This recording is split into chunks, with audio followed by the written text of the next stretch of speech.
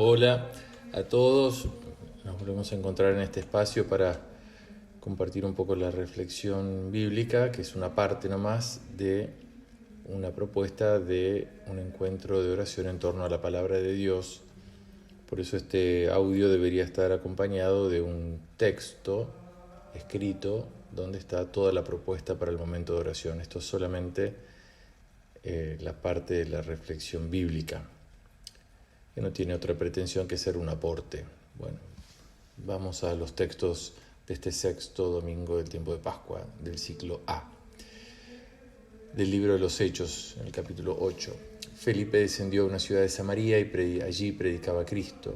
Al oírlo y al ver los milagros que hacía, todos recibían unánimemente las palabras de Felipe, porque los espíritus impuros, dando grandes gritos, salían de muchos que estaban poseídos, y un buen número de paralíticos y lisiados quedaron curados. Fue grande la alegría de aquella ciudad. Cuando los apóstoles que estaban en Jerusalén oyeron que los samaritanos habían recibido la palabra de Dios, les enviaron a Pedro y a Juan. Estos al llegar oraron por ellos para que recibieran el Espíritu Santo, porque todavía no había descendido sobre ninguno de ellos, sino que solamente estaban bautizados en el nombre del Señor Jesús. Entonces les impusieron las manos y recibieron el Espíritu Santo. Este episodio sigue al martirio del diácono, podríamos decir así, o el otro de los 7, Esteban. Y lo que sigue es la dispersión de los cristianos helénicos que sufren esa persecución en consecuencia, ¿no? después del martirio de Esteban. Sin embargo, lo que parece ser el inicio de un fin, ¿no? Con esta persecución, lo matamos a Esteban, vamos a matar a todos los demás, es el inicio de una maravillosa expansión de la fe.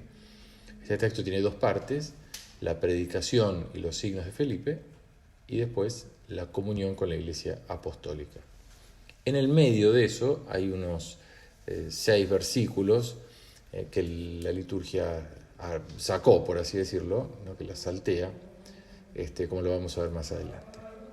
Felipe es uno de los 7 helenistas elegidos para el servicio de las viudas, lo que vimos la semana pasada, y también es llamado el evangelista. Acá, en cambio de estar dedicándose al servicio de las viudas, aparece dedicándose a la instrucción o al anuncio, lo mismo que Esteban había hecho. Y curiosamente no predica a los judíos, sino a los más alejados, quizás más sensible, proviniendo de un mundo griego, predica a los samaritanos, en este caso, y a un etíope, como lo vamos a ver, como aparece en el libro de los Hechos más adelante. Dice que descendió.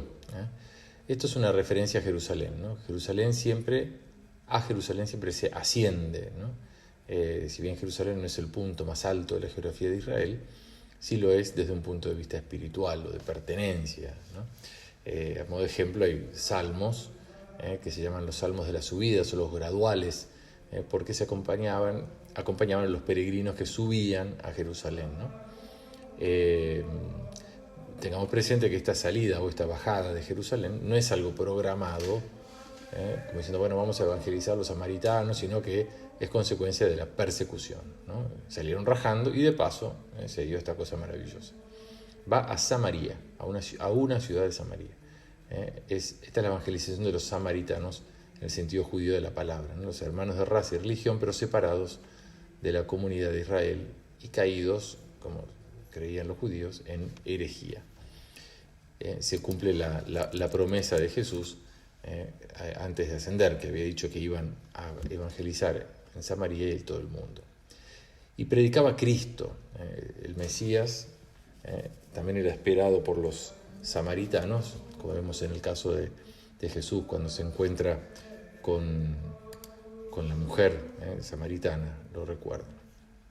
Siempre Jesús es el objeto central de la predicación apostólica.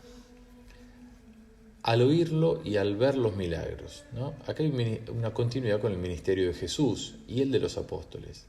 Como en el Evangelio, los signos más importantes aparecen estos de la expulsión de los demonios y las curaciones. Los primeros manifiestan que el príncipe de este mundo ha sido derrocado, y las curaciones son el signo de una nueva humanidad que vive en armonía y en paz. dice que recibían unánimemente la palabra.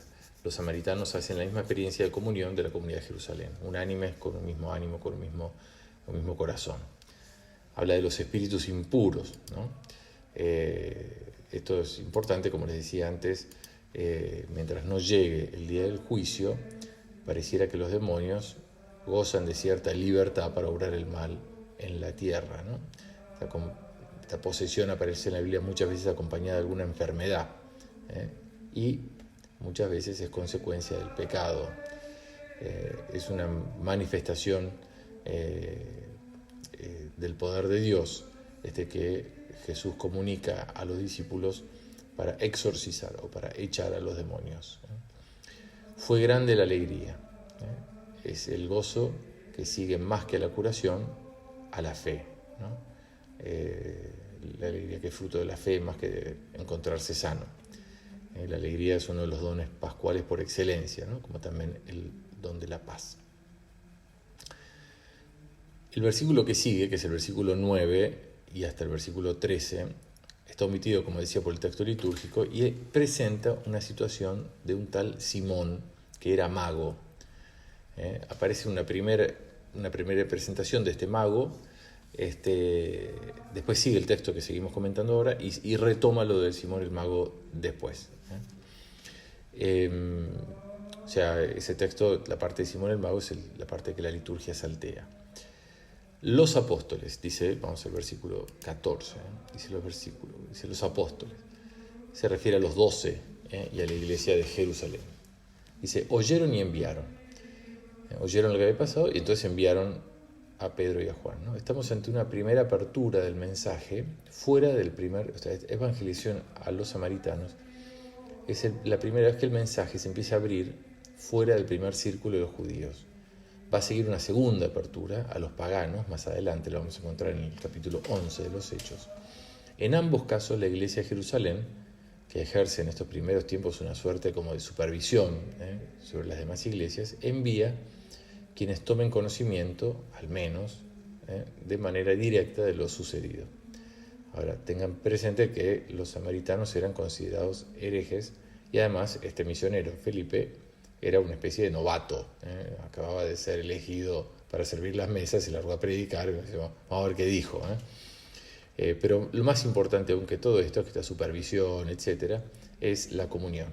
La comunión de alguna manera estaba dada en el caso de los cristianos provenientes del judaísmo, no así en el caso de los convertidos de entre los samaritanos o los paganos. Entonces esa comunión hay que asegurarla con la presencia de los apóstoles. A Pedro y a Juan envían, ¿no? Bueno, Juan aparece siempre después de Pedro, ¿no? Aparecen asociados frecuentemente. Al llegar, oraron. Pedro y Juan piden a Dios que intervenga y done su espíritu. Y de alguna manera es un contrapunto con la pretensión que tenía este Simón el mago, que quiere obtener el don de Dios por sus propios medios, por su magia, o más adelante, como sigue el texto después, por medio del dinero. Quiere comprar el poder de invocar al Espíritu Santo. De donde viene la simonía, cuando alguien quiere comprar indulgencias, eso se llamaba, por ejemplo, simonía, cuando quiere comprar el don de Dios, que viene de este texto. Contrariamente a esto de comprar o provocar a Dios, magia o superstición, Pedro y Juan oran, es decir, piden el Espíritu Santo, para que recibieran el Espíritu. Como decía antes, este es el Pentecostés de los samaritanos. Va a seguir después el Pentecostés de los gentiles o de los paganos, ¿no? Análogo al Pentecostés de los judíos. No había descendido sobre ninguno de ellos el Espíritu. Pareciera que el bautismo que han recibido no ha conferido el don del Espíritu Santo. Aunque es cierto que la comunión explícita con la Iglesia Apostólica, en este caso de Jerusalén, supone una presencia más plena del Espíritu de Cristo. Solo donde hay comunión está presente el Espíritu. No hay que unir estas cosas, sino como el bautismo no le dio el Espíritu Santo. Bueno, como a nosotros nos pasa que también somos bautizados y después recibimos la plenitud del don del Espíritu en la confirmación. Bautizados. Los apóstoles habían sido enviados a bautizar, ¿no? Por el mismo Jesús. Este bautismo en el nombre de Jesús tiene más que ver con la fe que Jesús. No es que nos invocara la Trinidad, podríamos decir, sino que tiene que ver con una fe en el mensaje que Jesús predicó y en la obra que él realizó. Les impusieron las manos, esto lo vimos también la semana pasada en el rito de elección y envío de los 7 helenistas que iban a servir las mesas, para transmitir una gracia, un carisma o el Espíritu Santo mismo, ¿no? Reciben el Espíritu Santo. Como digo acá al final del texto aparece este nuevo Pentecostés, ¿no?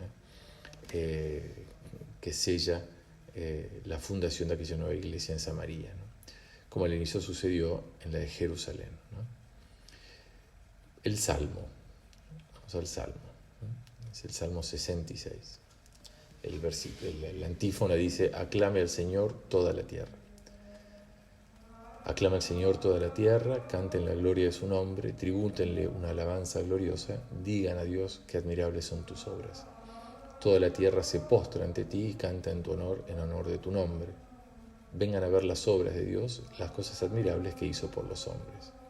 Él convirtió el mar en tierra firme, a pie atravesaron el río. Por eso alegrémonos en él, que gobierna eternamente con su fuerza. Los que temen a Dios, vengan a escuchar, yo les contaré lo que hizo por mí. Bendito sea Dios, que no rechazó mi oración, ni apartó de mí su misericordia. Este salmo es parte de una liturgia de acción de gracias por la comunidad, ¿no? Y recuerda, por su estilo y por su horizonte universal, la segunda parte del libro de Isaías, de los capítulos 40 a 55. Vamos a ir viendo algunas cositas. Toda la tierra, ¿eh? 2 veces aparece esto. Podría decirse que es un salmo misionero. El salmista está conmovido y está agradecido por haber sido destinatario de la acción de Dios y ensancha la llamada a la alabanza a toda la tierra. Hasta ahí llega su fe. No es solo para él, que se queda en algo así intimista, sino que se abre a todos los hombres. Después dice: canten la gloria. La gloria es la manifestación del ser de Dios, que lo que Dios es se muestre. Se muestra su identidad más profunda. Su nombre es lo mismo, ¿no? Son modos en que aparece, o al menos se puede nombrar, quién es Dios. Quien ha percibido algo de esto está llamado a reconocerlo, es decir, a alabarlo.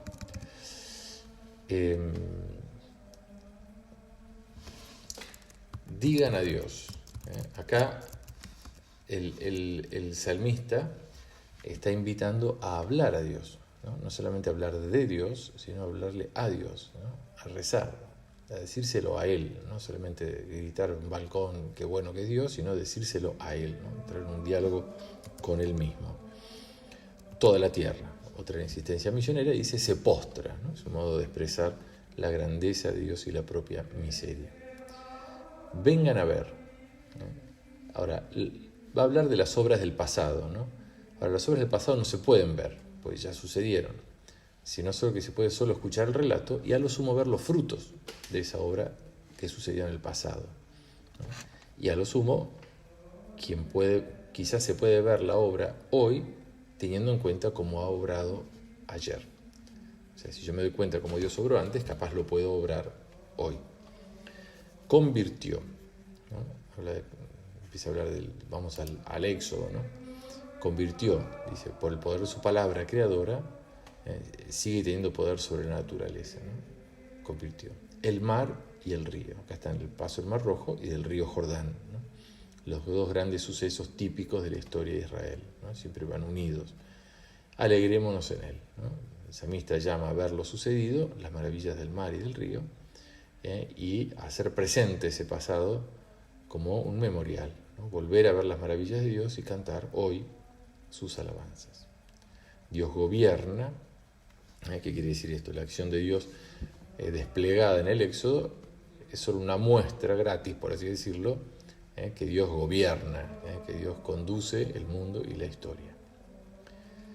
Después dice, acá el Salmo salta un montón, una parte bastante importante, y vuelve a hacer otra llamada. Dice, los que temen a Dios, que son los que creen, vengan a escuchar.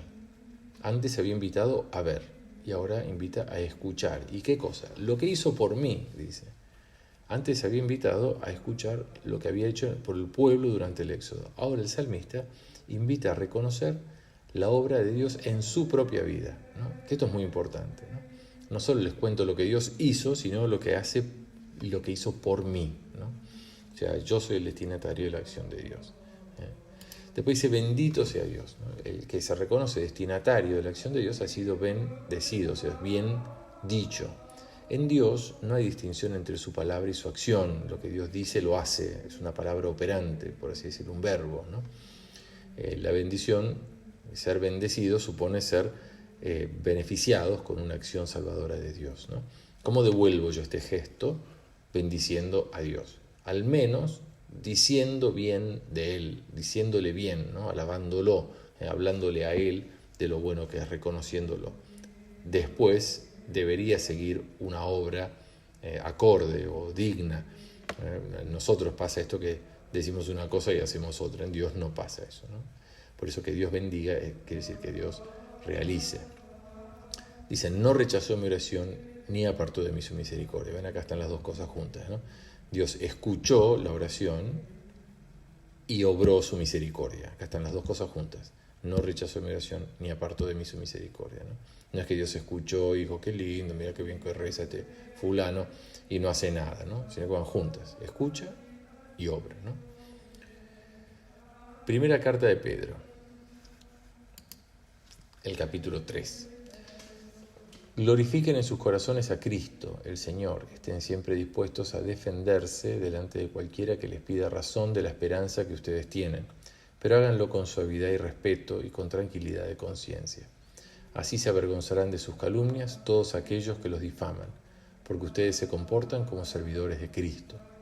Es preferible sufrir haciendo el bien, si esta es la voluntad de Dios, que haciendo el mal. Cristo murió una vez por nuestros pecados, siendo justo, padeció por la injusticia para llevarnos a Dios. Entregado a la muerte en su carne, fue vivificado en el Espíritu. Este domingo cerramos la lectura de la primera carta de Pedro. Ya la semana que viene, con la Ascensión y la otra con Pentecostés, se van a leer otros textos. El contexto general del párrafo, ¿cuál es? Y los cristianos sufren por Cristo persecución, pero ahora deben encontrar y dar sentido a esos padecimientos. Dice, glorifiquen en sus corazones, ¿no? El verbo glorificar traduce un verbo griego que indica el acto de santificar o de declarar santo a alguien, ¿no? O sea, la fe en Cristo incluye el reconocimiento de la santidad de Cristo, ¿no? Del Mesías, la aceptación de su señorío. Esta fe profesada desde el corazón debería luego, como va a decir el texto más adelante, un testimonio público. Cristo el Señor, o Cristo Dios, dice el texto. Los cristianos dan testimonio que pertenecen a Cristo, que Cristo no es solo el ungido, sino que es el Señor, es mi Señor, es mi propietario, es mi dueño, es el dueño de mis sentimientos, pensamientos, decisiones, etc., ¿no? Dispuestos a defenderse. Acá está suponiendo, como decía yo, la persecución o la confrontación con el mundo circundante, que quizás es signo de un estilo de vida evangélico, ¿no? Muchas veces cuando nosotros no opinamos como el mundo o separamos de él o confrontamos, el mundo nos persigue, ¿no? A los cristianos. Bueno, hay que saber dar razón de las propias convicciones religiosas ante cualquiera que se muestre interesado en la fe cristiana o la cuestione de alguna manera, ¿no? Esto no solo se refiere a estar formado o capacitado o saber muchas cosas, sino a tener ánimo como para hacer esto, dar motivos de la propia fe o, como dice el texto, de la esperanza. Esta esperanza, en la primera carta de Pedro, es el distintivo propio de los cristianos, ¿no? Es el fruto excelente de la regeneración y la primera tarea, hacer crecer la esperanza. Pero dice que esta defensa tiene que hacerse con suavidad y respeto, en primer lugar. Los cristianos no pueden echar mano de la violencia o a recursos que son los del mundo que ataca a los cristianos. Defensa, o sea, defenderme, no significa ser violento. Por eso tiene que realizarse con moderación y sin espíritu de beligerancia, con dulzura, con respeto, sin fanatismo, sin arrogancia o soberbia, ¿no? Que muchas veces más que conducir a Dios, o hacerle al que me ataca preguntarse por Dios, llevan a renegar definitivamente de Él, ¿no? La rectitud de la fe y la esperanza deben corresponder con la rectitud del modo de obrar. Y dice el segundo, con tranquilidad de conciencia. ¿Qué quiere decir? Que los que critiquen a la comunidad se vean desenmascarados de que ellos están equivocados en todo caso, ¿no? No hay que tener miedo, ¿no? Salvo que tengamos algo que aqueje, ¿no? O inquiete nuestra conciencia. Si me atacan porque no estoy haciendo las cosas bien, es otro tema ese, ¿no? Los otros se van a avergonzar, porque la verdad va a obrar por sí misma. Y somos servidores de Cristo, ¿no? Esta breve expresión da la clave del texto, porque dimensiona el estilo de la defensa con la que los cristianos han de dar cuenta de su fe. ¿Cómo lo hizo Cristo? Porque nosotros somos servidores suyos. No, nosotros no somos más que Él, o vamos a zafar de lo que le pasó a Él, sino que somos servidores de Cristo. Entonces, nos defendemos como se defendió Cristo, y el que quiera saberlo, que vaya a leer La Pasión, a ver cómo se defendió Cristo cuando lo atacaban injustamente. Es preferible, dice el texto, es preferible. O sea que es más adecuado al cristiano, al creyente, a quien tiene esta esperanza, y dice, es preferible sufrir haciendo el bien, ¿no? Pedro pide obrar siempre bien y nunca el mal, ¿no? Al estilo de Cristo, que murió una vez por todos para llevarnos a Dios, ¿no? Se está pensando en el sufrimiento, como digo, inocente. Esta es la perspectiva del martirio, es decir, el testimonio de quien no renuncia a hacer el bien, pase lo que pase. En el versículo siguiente, el 18, inicia una sección que va hasta el capítulo 4, versículo 6, que quiere colocar a Cristo y su Pascua como fundamento de la esperanza, ¿no? Y contiene elementos típicos de algunas profesiones de fe antiguas: la muerte, el descenso de los infiernos, la resurrección, el asiento a la derecha de Dios y el juicio de vivos y muertos, ¿no? Dice, Cristo murió por nuestros pecados. Esta es una insistencia típica de San Pablo. Pedro la toma, por supuesto, es parte del querigma o del anuncio del núcleo salvador. Cristo murió por nuestros pecados, resucitó y vive para siempre. Uno podría decir, ese es el centro de nuestra fe. Siendo justo, siendo justo no es que no tenía ningún... que no tenía ninguna causa en tribunales, ¿no? Más que siendo bueno, siendo santo, ¿no? A eso se refiere. Porque cumplió la voluntad de Dios. El justo cumple la voluntad de Dios. Fue entregado a la muerte en su carne. Carne, en la Biblia, es la condición mortal, la condición frágil del hombre, ¿no? Hay que entender esto como si la carne hubiera muerto y Jesús solo hubiera resucitado en el espíritu, porque la resurrección de Jesús también es de la carne, pero no es una carne ya sujeta a la fragilidad, sino que es una carne glorificada, ¿no? No padece más las limitaciones de la vida terrena. Fue vivificado en el Espíritu, ¿no? La resurrección de Jesús es obra de Dios, ¿no? Que manifiesta su poder, dándole su glorioso estado de Señor, ¿no? Vamos al Evangelio. Evangelio de Juan, capítulo 14. Si ustedes me aman, cumplirán mis mandamientos, y yo rogaré al Padre, y Él les dará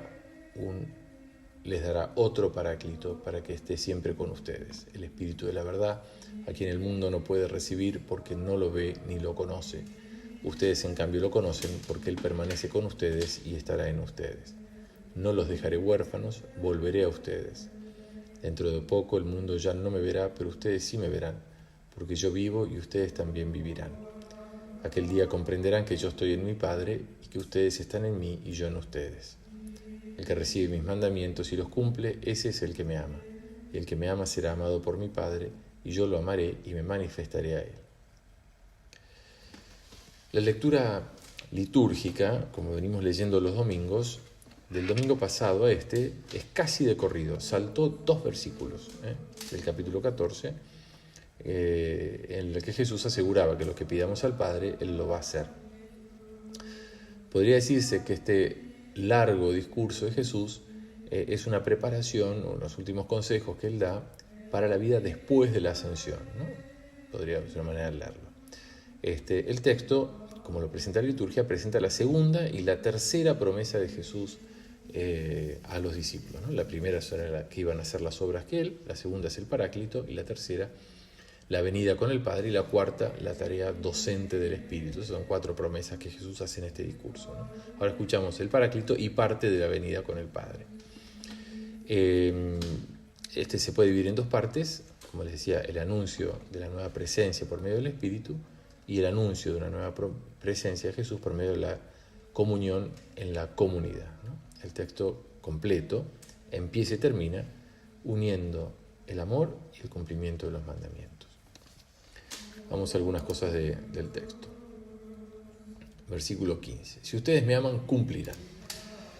Si antes la condición para la promesa de hacer las obras mayores fue la fe, dice, el que crea va a hacer obras mayores, ahora la condición para que se cumpla la promesa es el amor. Si ustedes me aman, cumplirán y yo les voy a enviar el Espíritu. La condición es el amor. Antes fue la fe, ahora es el amor.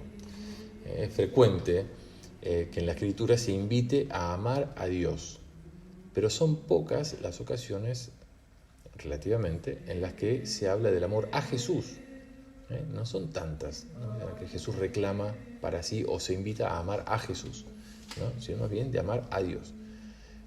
Ahora, este texto, al decir, si ustedes me aman, cumplirán, más que indicar una posibilidad, como diciendo, si me aman, seguramente cumplirán, es un imperativo. Si ustedes dicen que me aman, cumplan, ¿no? Es una invitación. Acá aparecen unidas 2 cosas, el amor y los mandamientos. ¿Cómo se pueden unir estas 2 cosas? Hay varios modos, ¿no? Uno es hacer del amor a Dios un mandamiento. De hecho, es el primero, ¿no? Ahora, el amor a Dios no es algo que quede a elección, ¿no? Sino que es un mandamiento. Este amor responde al amor de Dios por su pueblo, ¿no?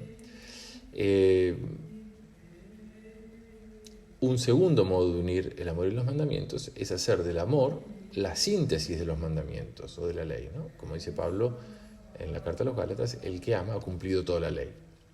El contenido de todos los mandamientos es el amor, ¿no? El primer modo es el amor a Dios.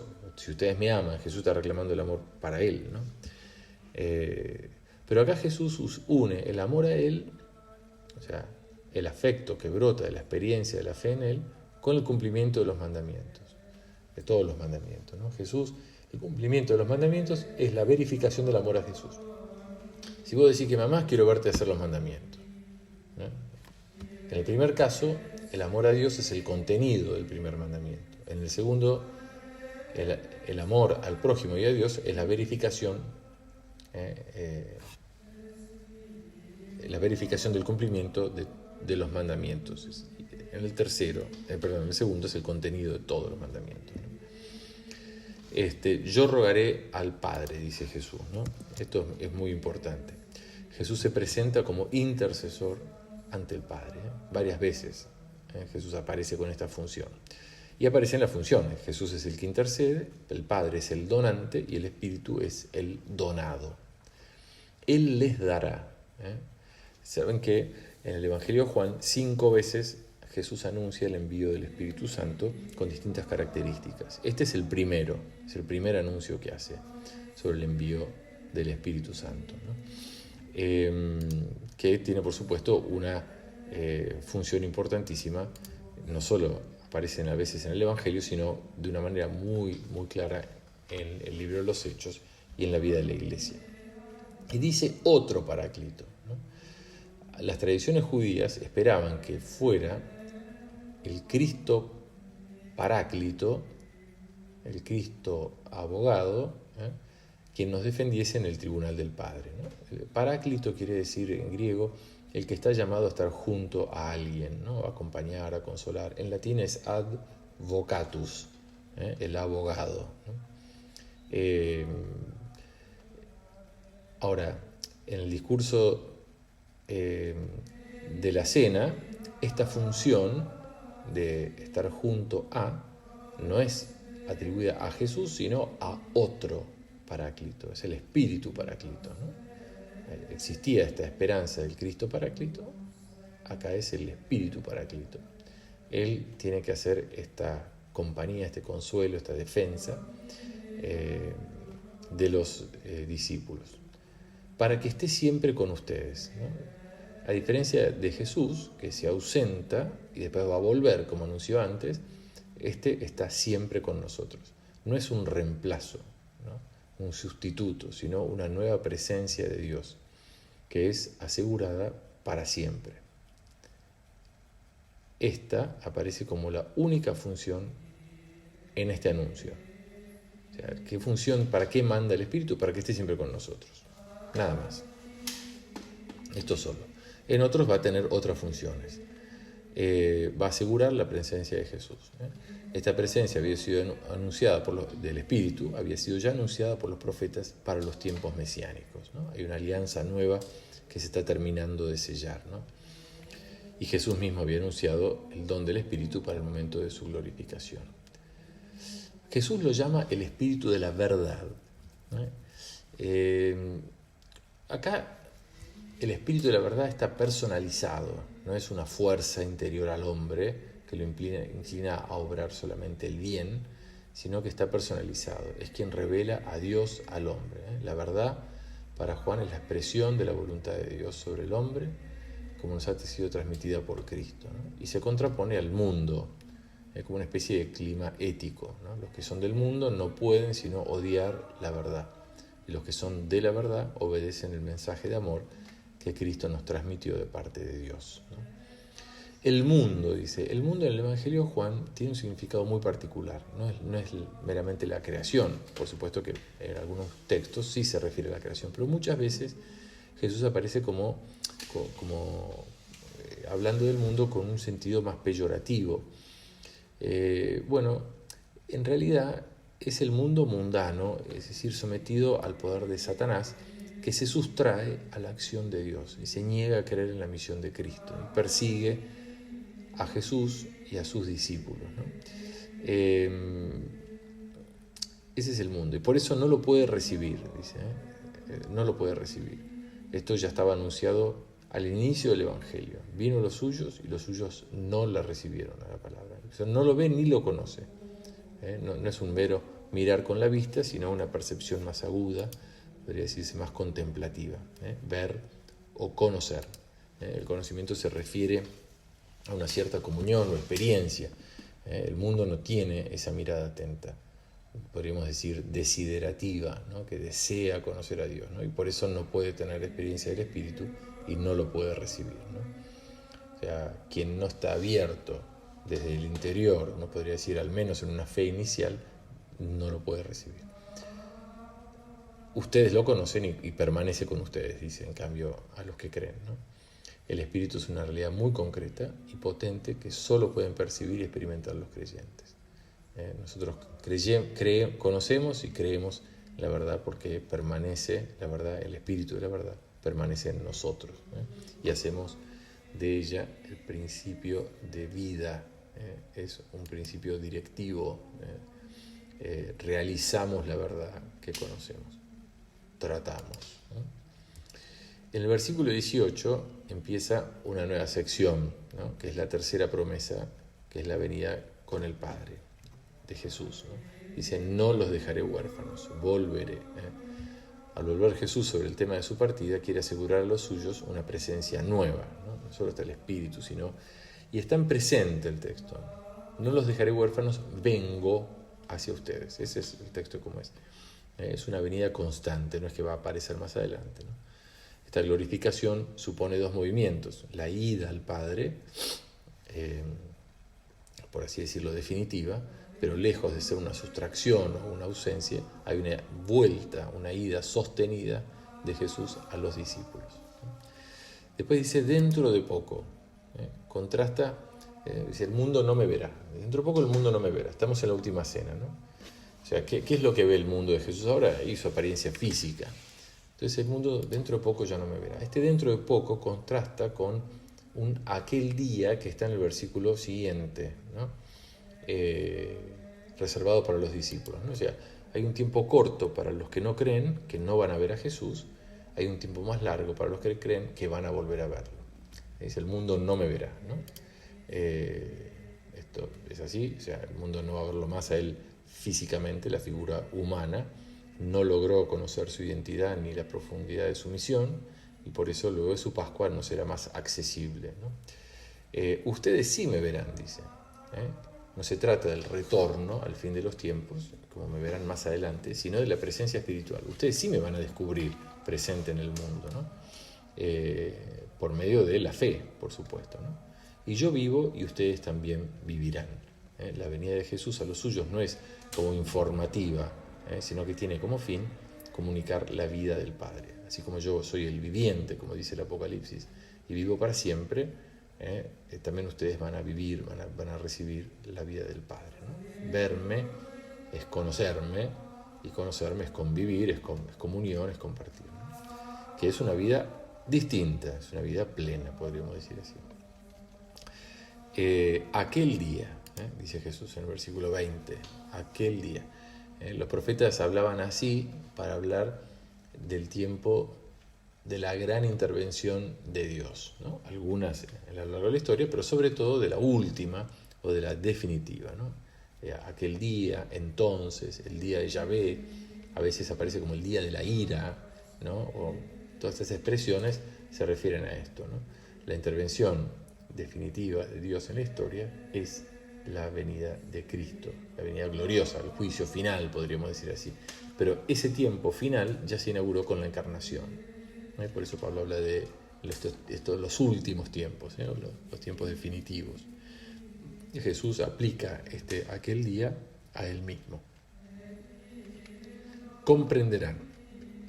No podría decirse aquel día comprenderán, dice, ¿no? O conocerán, sabrán, pero no solo con la cabeza, sino en hacer experiencia, ¿no? Ahora se les escapa esto, ¿no? Por eso el Padre les envía el Espíritu de la verdad, y serán capaces con toda la existencia de abarcar, de participar de la relación de amor de Jesús con el Padre, ¿no?